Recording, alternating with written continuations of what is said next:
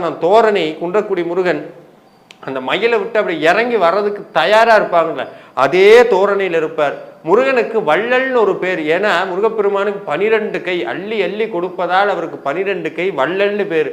முருகன் நினைப்பாரான் உண்ணாங் கொடுக்குறான். வள்ளி பிராட்டி பக்கத்திலே இருந்து சொல்லுவாங்களாம், நம்ம பையங்க 10வது இன்னமும் கொடுங்க பாவம் அப்படின்னு சொல்லி அள்ளி அள்ளி கொடுக்கறதுக்கு வள்ளல் அவருடைய மனைவி வள்ளின்னு தன் வள்ளி தேவயானை சமேதராக மயிலே மந்திர மயிலே மலையாக அதன் மேல ஆனந்த சொரூபமாக கீழே அற்புதமான சுயம்பு மூர்த்தியாக நம்மளுடைய அகத்தியர் பூஜை செய்த லிங்கம்.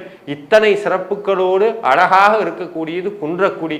உங்கள் வாழ்க்கையில் நல்லது நடக்கணுமா, வாழ்க்கையில் நல்ல மேன்மை அடையணுமா, தினமும் காலையில் எழுந்திரிச்சு குன்றக்குடி முருகனை மனசார நினச்சிட்டு இந்த ஒரு விஷயத்தை சொல்லுங்கள். என்னென்னா, குன்றக்குடி முருகன் இருக்கான், எதுனாலும் பார்த்துக்குவான். அதான் சொல்லுவாங்கள்ல, குன்றக்குடிக்கே பால்